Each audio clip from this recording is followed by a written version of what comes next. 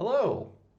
Welcome back. And by we, I mean me and with you, are here with some of the amazing talent, writers, creators, dreamers behind Journeys Through the Radiant Citadel, the newest D&D adventure that you should actually get to check out. You should get your hands on it and get excited about it because everything I've heard about this and everything that I've seen so far is amazing for this. To help sort of like go around and introduce everyone, I'm first question that I'm going to ask is real quick. How long have you been writing adventures?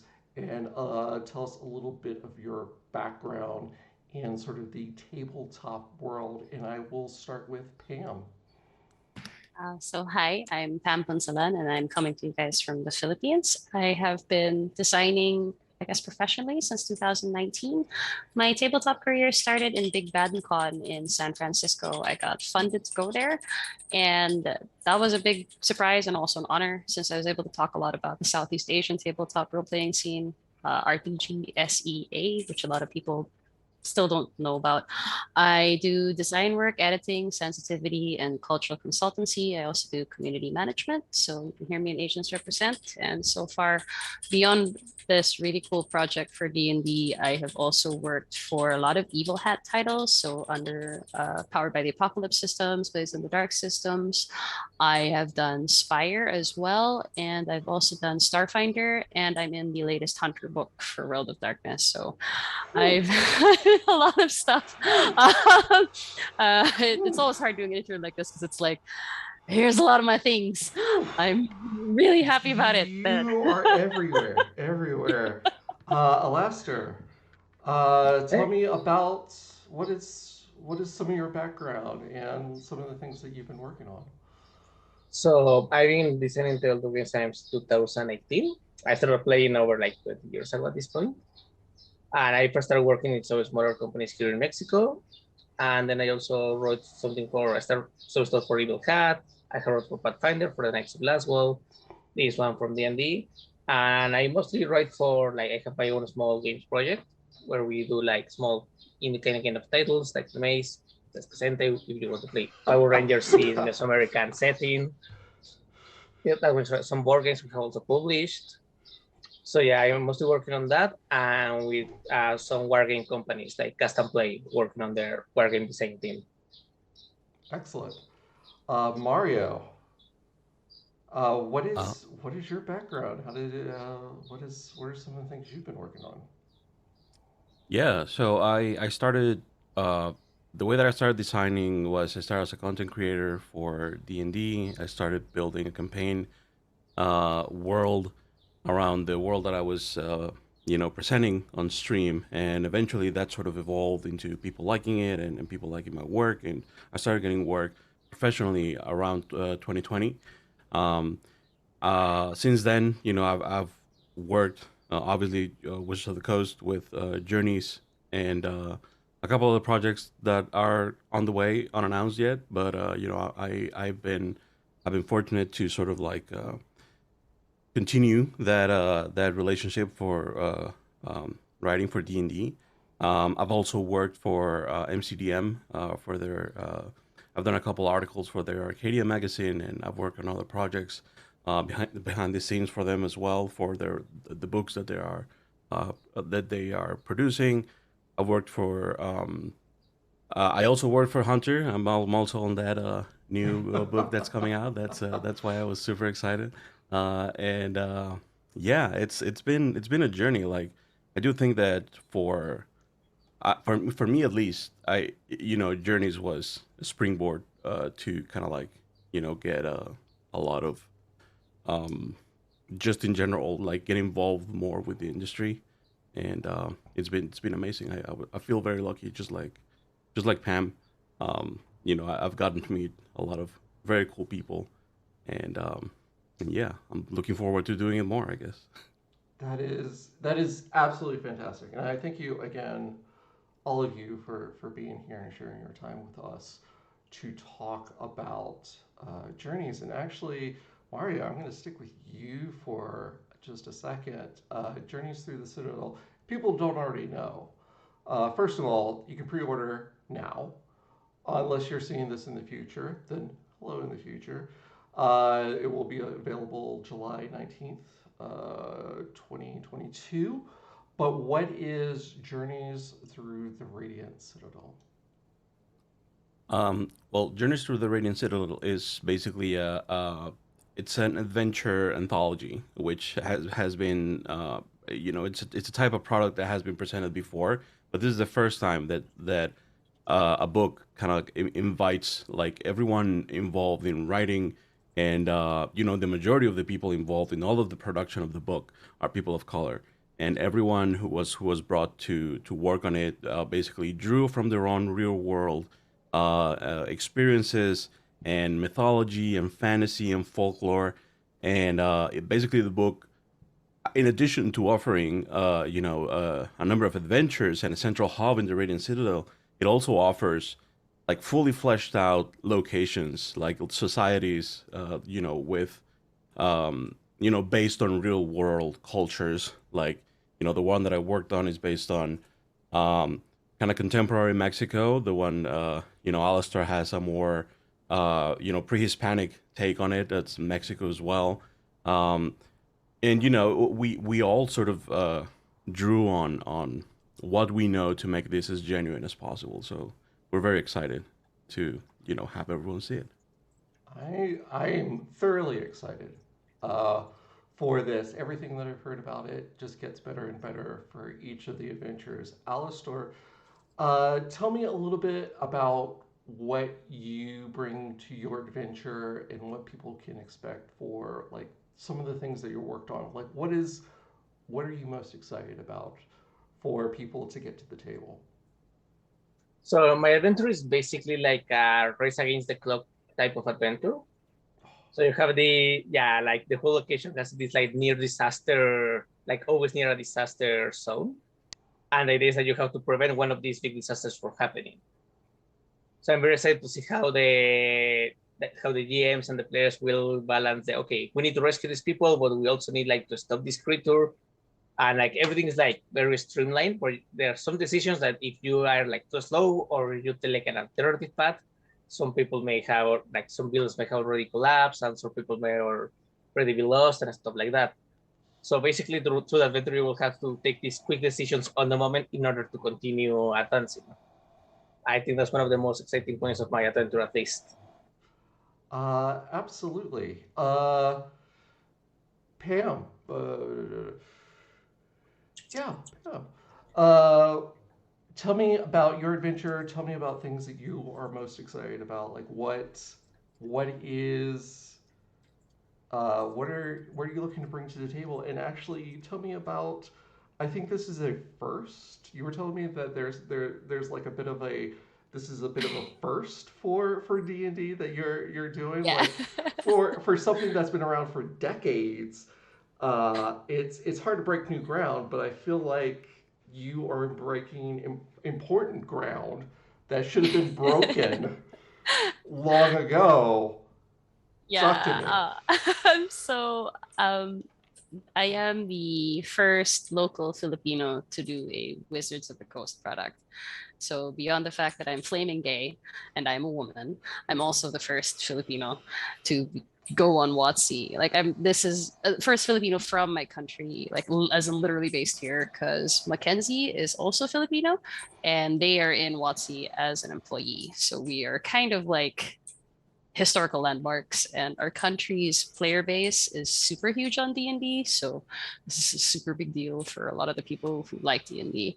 As for my adventure, I really wanted to talk about a story of the effects of colonialism. And I know that that sounds like a lot of people do it, but mine was kind of, okay, you have an adventuring team, there is a dragon, that dragon is terrorizing the people, but also that dragon is supposed to be a local creature of deep, like spiritual importance. And now that dragon is in trouble. So do you kill the dragon, as one community wants you to do because they had some weird drama there, or do you save the dragon, or not.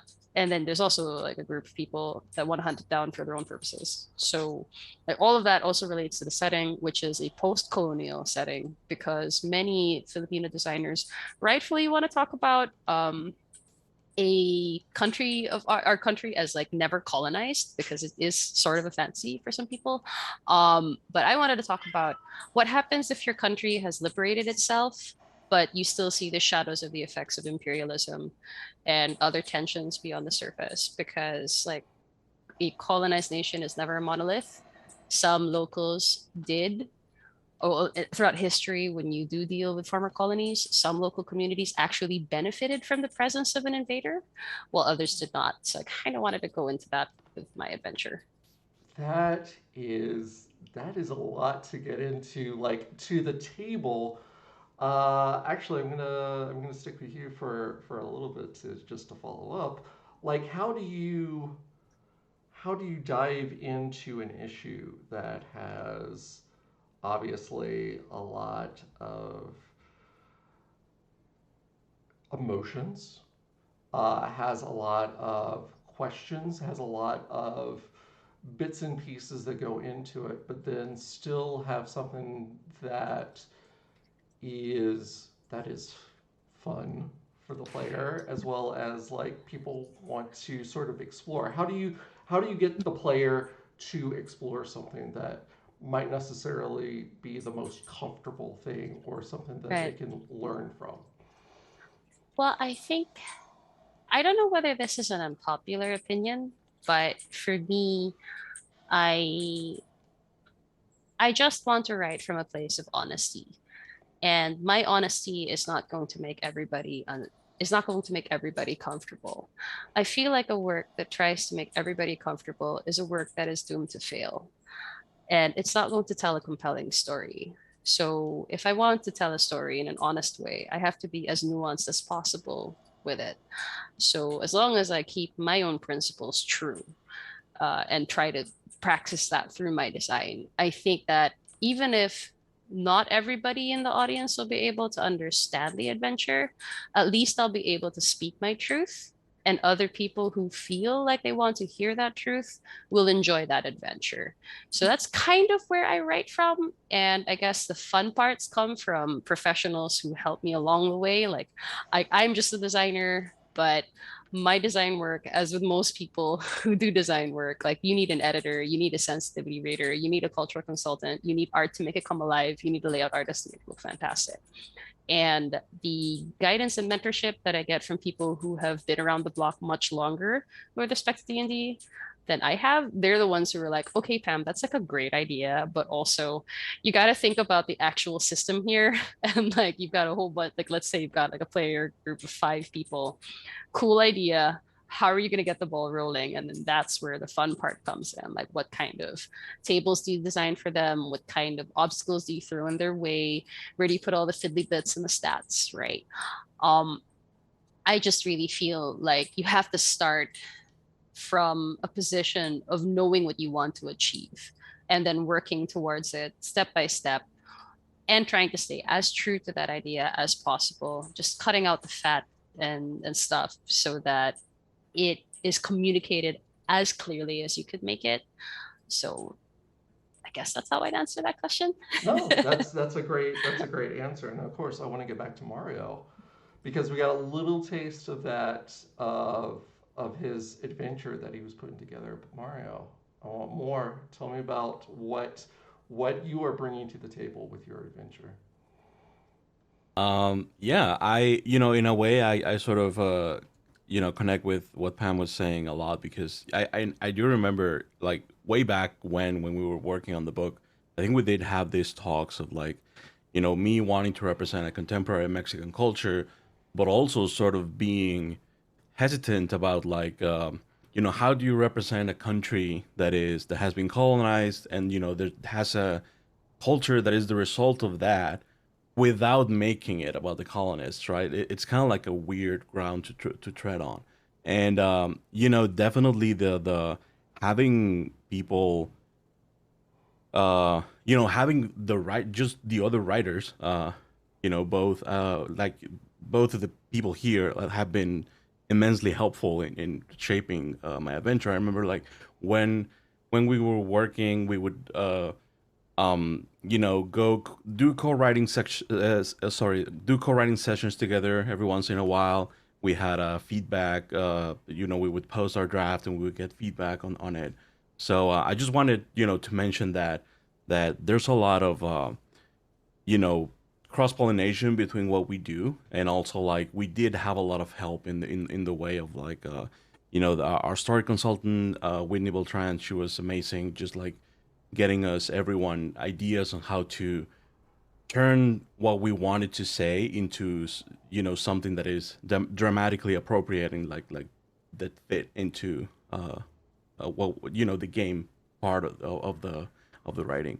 um and yeah, so my adventure in general happens in a place that is very inspired by contemporary Mexico, and I also like that sentiment of like not maybe my vision of what this place is. You do try to bring as much of it as possible, but at the end of the day, this is a version of Mexico that I created based on my own experience, right? Like based on what I know, based on what I find dear of the places that I grew up in, the legends that I grew up hearing.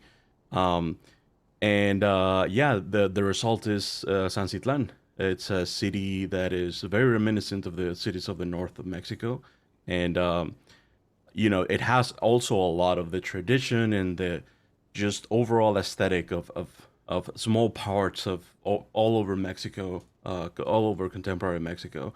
Um, and the story tells, it's very focused on family. It's a story that is basically at the core, it's almost like a telenovela, but wrapped in a sort of like mystery horror-ish shell. It's also a mystery, so there's a lot that I talking around it that I have to do, but like Oh, that's fine. That's uh fine. yeah, so You don't want to give you, too much away. Obviously, this is exactly, this yeah, is yeah, yeah, this is something that people want to bring to the table and things that they want to do. But to have, yeah, yeah, I think we're showing a lot of like different sort of stories that are here, and like everyone's bringing not just their own stories, but their own ways of telling their stories here. Where it's like uh, we have our, our ticking time bomb story. We have our mystery story. We have our adventures that go into it. Like, for you, what does it take to have a good adventure? Like, what is a good story that,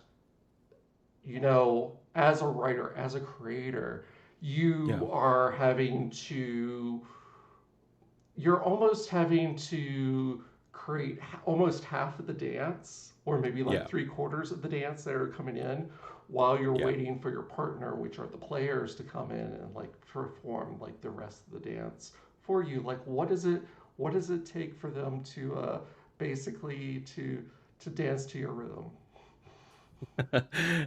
Well, the way that I think about it is that the best adventures is the ones that allow players to solve interesting problems in fantastic ways, right? Like you have all of these situations that can be approached in many different ways, and that is something that you think about. Well, at least that is something that I think about when I'm writing it. Like I don't want to have a golden path, right? We don't want to have like this is the only way that this can go. And I do think that for this book specifically, that is true of a lot of the adventures, because a lot of the mine I know obviously, but also like just from what I know in general over of the other adventures, I do think that most of us shied away from like black and white situations. Like there's no like the good guys versus the bad guys. Like sometimes there's a clear bad guy, but like also there's most of the adventures have that sort of decision point that the players have to make, and it's usually something interesting and nuanced that has the players think about it for a moment. And I'm not alone, in saying that we are really looking forward to know what people do with those things, because it's the kind of thing that can inspire conversation around the table.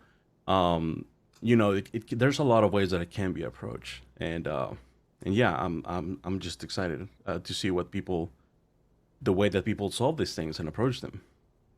Uh, Alistar, obviously you've you've made a lot of stories. You've written things before in the past. Like, how do you approach creating an adventure? Like, where do you start? What are some of the things that you think about as you are building this world out? What are some of the important like points that you do that you could share with us? So whenever I'm writing adventures, the first thing that I begin is always, what is the experience I want to give to the players, or what is the kind of story I want to give them? Do I want to give them a mystery story? Do I want to give them a Rise Against the Clock story? Do I want them to be something based in some kind of movie or something? Okay, I want them to have like a horror movie experience with an unrelenting enemy. And once I have that put down, I start like working around that central idea. So, okay, now I have like the main idea. I want the players to experience a Race Against the Clock. So now I need the players to arrive to this place, and I need them to see where the clock begins, for example. So they arrive to this town and they see a volcano erupt. Okay, now the players are hooked, and now they need to continue working towards this. And then I start, okay, now I have like how the players start. I have like the main idea, and then I just like put like the NPCs, any monster characters, or I see if I need more locations. I need to have more narrative beats, so maybe of story, yeah, some lore dumping or some story dumping on them to get to know what is happening around them. And then, okay, I want them to explore. What do I want them to explore? It's not like the thing you want to explore a cave filled with fey spiders. That if you're exploring an ancient temple, or if you're exploring like some underwater ruins. So I was thinking, okay, what's the central theme of the adventure? What's the experience I want the players to have? Do I want them to have like slow-burn mystery? For example, for my Radiant Citadel adventure, the main core was, okay, I want them to feel like they're in the middle of a disaster and I need to help the people around the disaster. It was based mostly on my experience with the 2017 earthquake here in Mexico. Oh dear, yeah. Yeah, so okay, so you're in the middle of disaster. What are you going to do now? How are you going to interact with the people right now? How are you going to interact with the conditions around them? And because the conditions are constantly changing.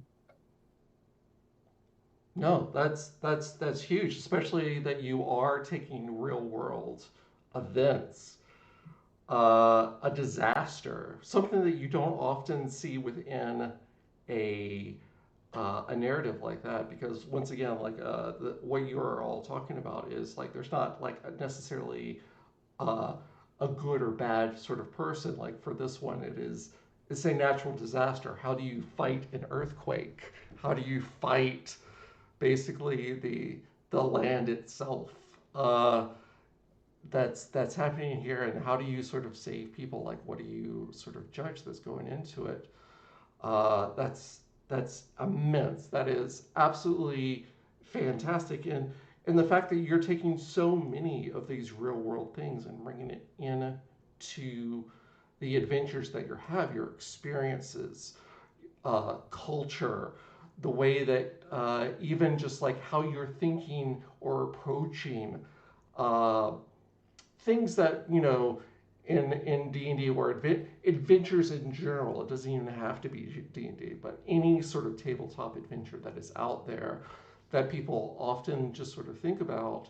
I think it is giving it sort of like a deeper sort of like notion, sort of like a second sort of look, understanding sometimes from a different angle how things are happening. Pam, I think you were talking very similar to this, sort of like the colonization, as well as since you are sort of like your background as a sensitivity reader, like what do you feel like you're doing with these adventures that you're hoping to maybe even bring, hopefully, or bring to other adventures that D&D and maybe even other uh, tabletop RPGs happen to do in the future? Like, what are some of the things that you are most proud of, or some of the ideas that you hope leaks out of this? Well, for me, it's everybody talks a lot about decolonizing a work and also making sure that a work is diverse and inclusive. But I don't think a lot of people understand what that implies. And I also think that when somebody comes in, like even if they come in like, let's assume good faith, right? We talk about these things because we want the status quo to change. And the status quo at present is that most systems around the world in most places and most contexts are primarily white, primarily racist, primarily misogynist, and primarily bigoted. So how do you change that as a designer? Is the question. It's like a burning question that, like, I'm sure by now thousands or hundreds of thousands of streams, podcasts, articles, studies, and etc. have tried to answer. um, to put my former teacher hat on, I did have a master's degree down here about cultural studies. And the biggest takeaway from my entire 8 year experience of doing that degree is that number one, there are no answers. Number two, you must be humble. Number three, it's really about actions, not about assuming that a good person is a good person. There's no such thing as a good person or a bad person. There's only a consistent pattern of what they do and what they do not do. So if you keep all of that in mind as a designer, where do you start? For me, I want to emphasize the point that we cannot have a universal answer to everybody's problems. We have to respect the diverse. We have to respect the diversities of the space. We have to respect all of those nuances. And a lot of people also talk about like coming to one table where we can all be happy. That's going to make nobody happy. The point is to make multiple tables. That's why it's important to have more books that do what Journeys to the Radiant Citadel did, especially since it's kind of a potential catalyst because most D&D works remain very white and remain very implicitly colonial in its interpretation, such that you have a whole bunch of outsiders, namely your adventurer team, of players going into a strange place where somehow the locals apparently can't solve their own problems. You have to do it. And usually solving that problem requires murder, which ain't really cool if you think about it, right? Yeah, So yeah, it's not great. So yeah. like, the very fact that like Alistar's adventure is about a natural disaster, then it makes you go like, oh shit, hold on, right? And then if you go to my adventure, my big question is again, it's a dragon, but that dragon was sacred to its people, but the people also suffered. So what do you do there, right? And I know that Serena, for example, has an adventure about that takes place in a night market, and it's primarily driven by food and family. Ooh.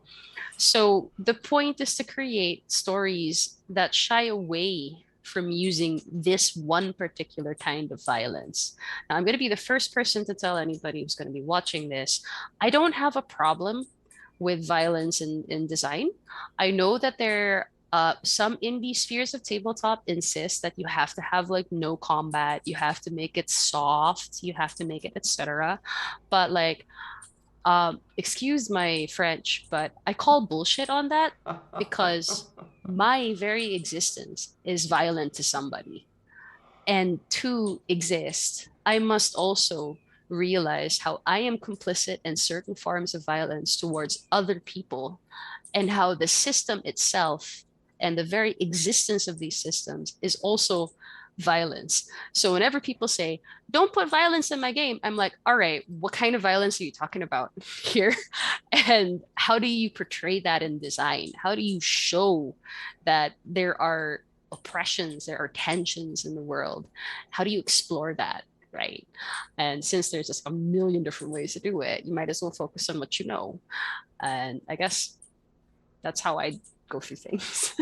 No, that's absolutely amazing. I think you're hitting on all the right points, and actually, I mean, absolutely show that this this adventure, if not this idea, like all these things that you're talking about, should have been in so many other like different adventures, and everything that you're bringing to the table is very new and nuanced, and something that can and should be brought to the table within a tabletop RPG, where it's like a chance for people to experience taking these experiences, going into these places, and making these decisions on their own in order to, you know, I would even say like live better lives, because like it's if we learn anything through gaming, it's a chance to sort of do things in a sort of safe sort of environment, but then Yes.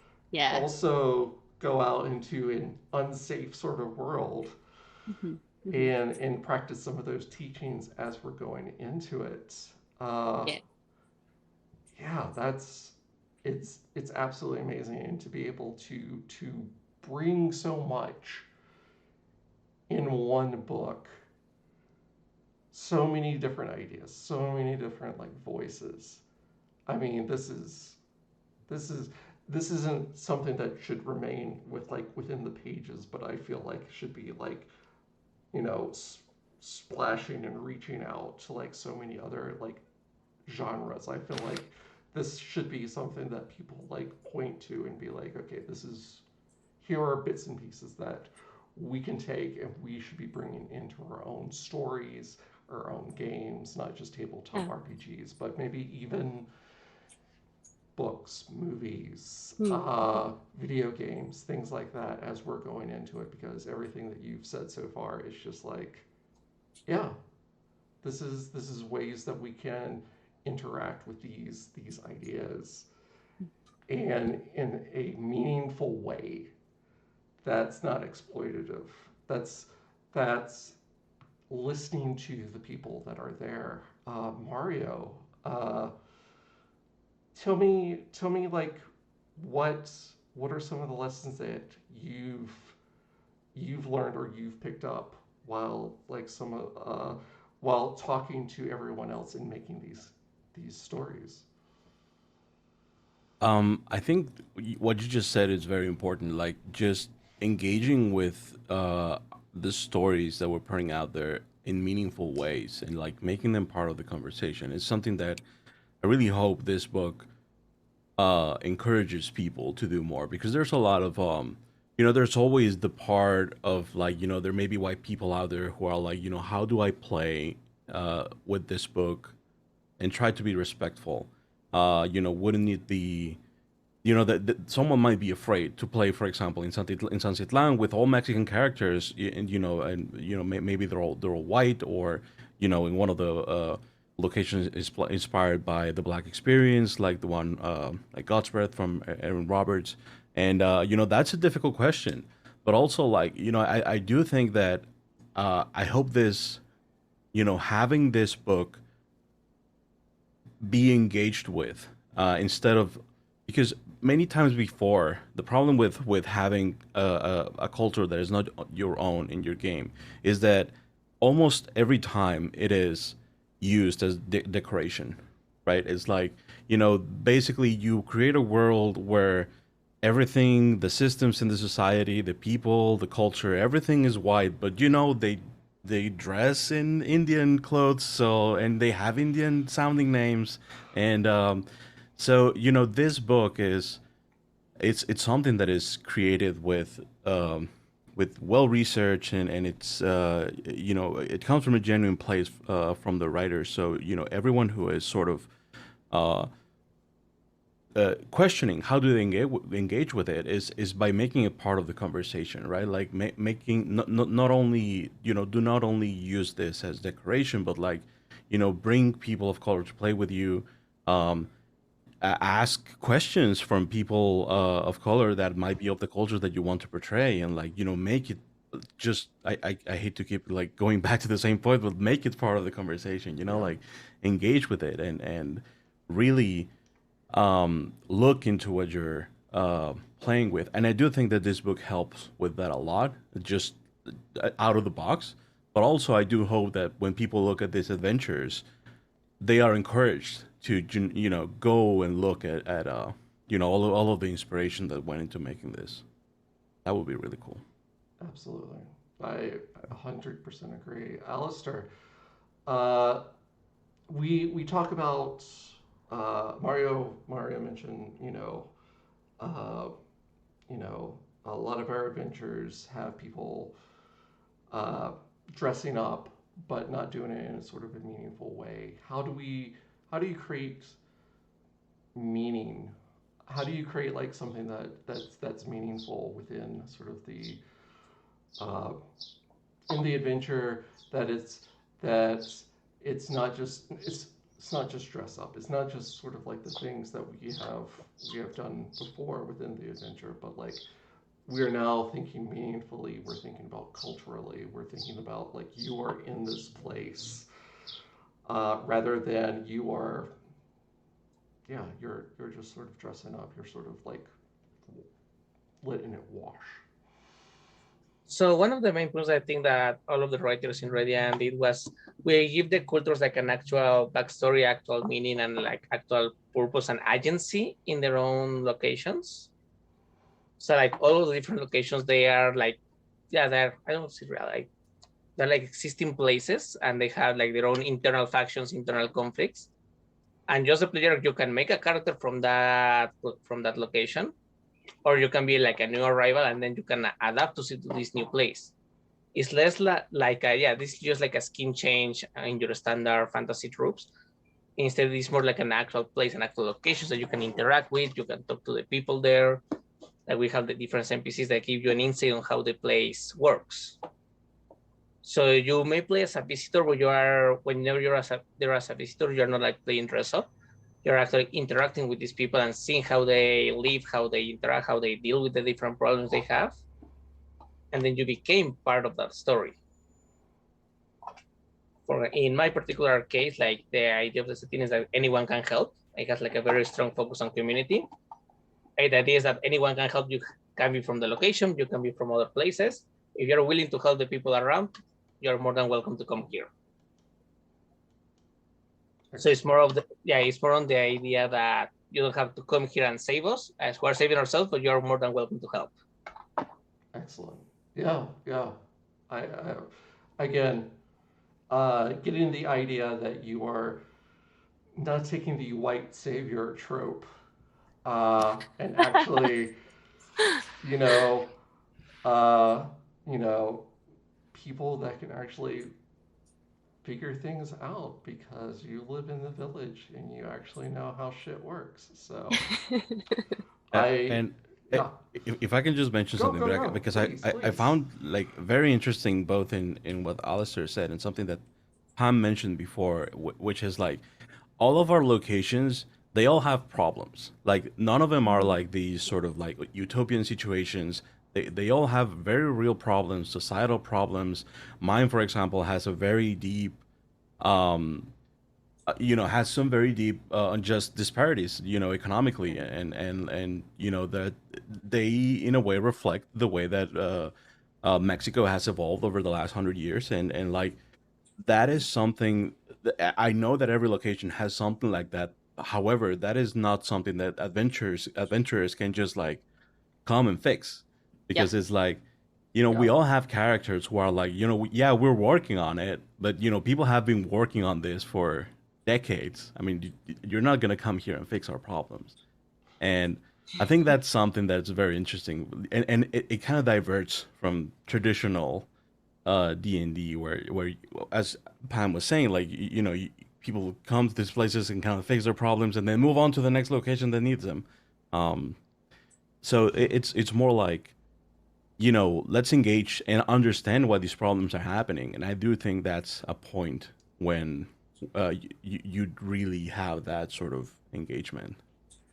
I think as well that traditional D&D, much like a lot of, I guess, white fantasy, has the idea that to be a hero means that you will solve everyone's problems, that you'll just be amazing at it, that it's just going to happen, that apparently literally no one else in the whatever planet you're on, regardless of how many millions of people are there, just can't do it. It's just you, it's all you, and it's all your party.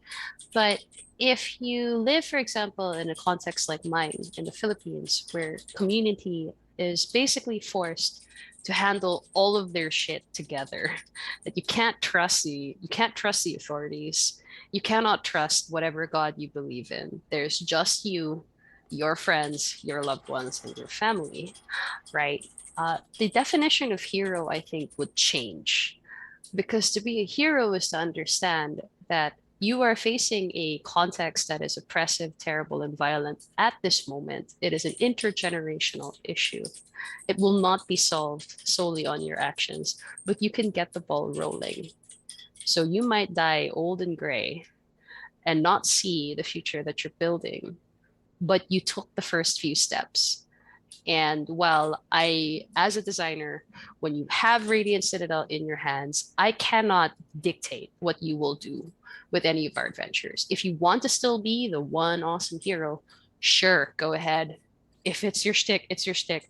I'm not gonna yuck your yum as long as you're not a terrible person, right?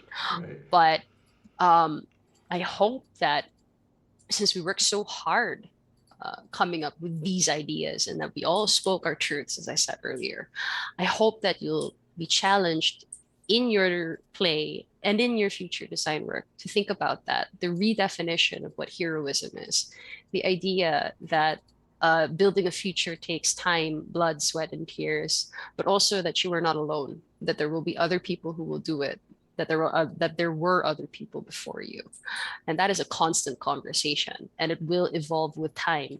And we won't always know how the results will pan out. But that's, I guess, weirdly the beauty of it, because a lot of things right now, all around the world, for different reasons, are very, very scary. And it may look hopeless, especially if you end up doom scrolling. And I'm not going to tell you it's going to be okay, because even I don't know if it's going to be okay for a lot of us. But we can at least try to dream if we have the space to do so. And design work is about building some of those dreams and some of those possibilities. That's amazing. That's that's absolutely beautiful. I hope everyone listening like scrolls back, listens to that again, uh, because it is sort of the heart of tabletop gaming. It's like everyone wants to be the hero. Like that's you come down to it, and you're the idea of like you're playing this is that you are going to be the hero, and that's I mean I guess for a lot of people that is one of the reasons why they do come to this is they often don't get to be the hero in their own lives, but they can be the hero here, and to come to an adventure where it's like, look, let's redefine what hero means. Let's redefine like what that looks like, where it's like you're not going in like as this sword swinging Rambo in order to like solve everyone's problems, but you are like hero means taking the first steps where other people have not. Uh, and then to leave the table with that feeling, with that notion of like you could be the hero in your world by taking these steps, even though like you don't have to conquer like the big evil, but you can start something. I think is so huge and so powerful that yeah, like I don't think you see you don't see that story enough, and we don't celebrate those heroes enough. And like those heroes, I feel like everyone here on this call, as well as all the other writers uh, who are working on this, are taking the first steps where you are setting other people off on their adventures to be heroes. You are designing not only stories, but you are designing heroes that are going to take their first steps out there in the world because of this. So, whoa. That's big. Whoa. Uh, whoa. Uh, just to sort of like come down from that for a little bit, and to hopefully tie some things up before I have to let you go off and do your hero duties. Uh, we have a lot of people who are watching who are students within within games. Again, tabletop, mobile, video games, things like that. Obviously, you are all designers, game designers. In there, I will start with Mario. What one piece of advice do you have for someone who wants to design their own adventure or design a story? What piece of advice for someone who's looking to start something like this do you have for them? Um, well, it really depends on what Alistair touched on the point of like learning what story you want to tell. Um, that helps a lot. However, another way to look at it, it's to start small. Always, a lot of people think that they have to publish like a 30-page adventure on DM's Guild or something like that.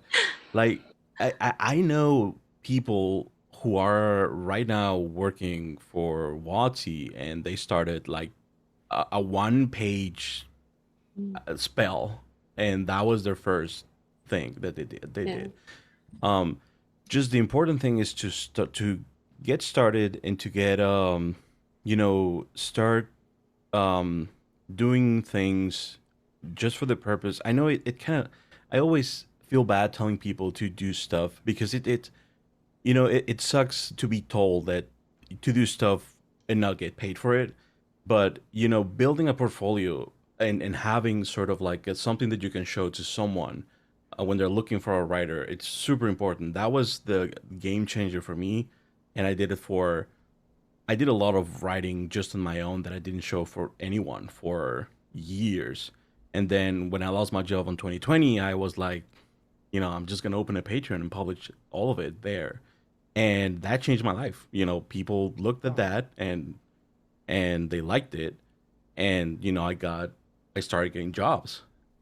So getting that sort of catalog of things that you can show people to showcase what you can do, it's something very important that I do think can help someone just kickstart their career. However small you have to start, if it's one page, one spell, one monster, just start.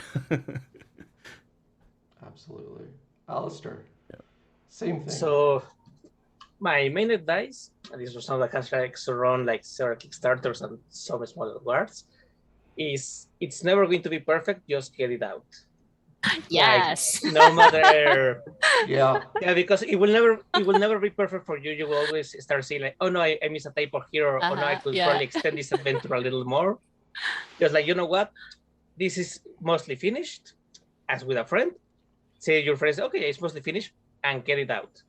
The sooner you start getting some things out independently of their quality, you will start getting more experience, because you will start seeing the easier mistakes. You will start seeing, okay, yeah, this is a mistake, I can just change it now. And second, as Mario said, you will start building your own portfolio. And with portfolio, you can get like more opportunities, or you can start seeing, okay, if I want to publish a book, I need to get like 3 artist friends, I need to get an editor, I need to see how I'm going to get a Kickstarter out, and all of that part of stuff. It will help you start like getting things out. If you keep on waiting on your project, no, I'm only going to get out until it's perfect. There's like a small saying we have where I work that is like, if you keep procrastinating it, it will only be pushed back another month. So it's better to just like get it out in a better quality, and you say, okay, people like it, people don't like it, and then you can start making more change on the run. It will not matter you're working on tabletop, you're working on video games, you're working on mobile. Even like, for example, having an early access version in the case of all the video game and mobile players. Okay, an early access version that you can start like adding up on that early access version. It will help you get more experience. It will help you make people see your product. So now you're not only like, yeah, buy this new game, buy this new book, and you have never before heard from me. Now it's okay, yeah, I see the demo, I see that project grow, and now I want to be part of it. That will help you a lot in the long run, especially if you want to live from the games. You want to get a living from this. Absolutely. And Pam? So I'm not going to talk about design work because Mario and Alistair got it. Like exactly what I'd say. Build your portfolio, finished better than perfect, just get it done. For me, a lot of people tend to have questions about networking. My main point of advice there is seek out who your friends will be and who your people will be. And if you're going to make friends, stick to having them as friends. If this is a business contact, make it a business contact. Basically, don't shit where you sleep. And also remember that all of our industry spaces are small and priorities per person that you meet will be different. So if you're going to go into this as a hobby, sure, cool, go ahead, do what you want. It's fine. If you want to make this part-time, understand that your time is money, that you are valuable as a person, and you are your best resource. If you split your time across too many things, whether it's taking care of your apartment while handling your commissions, while handling your other job, you will break and you will lose. You will lose out. And I'm saying this as the tired freelancer, okay? But if you're going to do this full time, understand that you're here for sustainability, that to be a professional in this industry or whatever industry you're in has particular definitions. Study those definitions, consume those definitions, decide what you like about it, what you don't, and decide how you fit in. Because as a professional as well, again, you are your best resource. Your time is money. If you're wasting your time, you're wasting your money. If you're wasting your money, you will not be happy because money makes people happy. All right. Because it also makes them safe and it makes them secure. Only rich people will tell you that money is not the way to happiness. If you're not rich, it is absolutely the way to happiness and security. And that's okay. You don't have to worry about selling out. There's no such thing if you need to pay your bills. You don't have to worry about being dishonest. If you approach somebody as a friend, you work some Skillshare stuff out, it's cool. If you're talking to somebody who is a professional contact, treat them with as much respect as you want to be treated. If they do not respect you, walk away. And if you have difficulty with safety, find out who your allies are because there will always be people in your corner. If it doesn't feel that way, well, you can hit me up and I'll make things work for you somehow.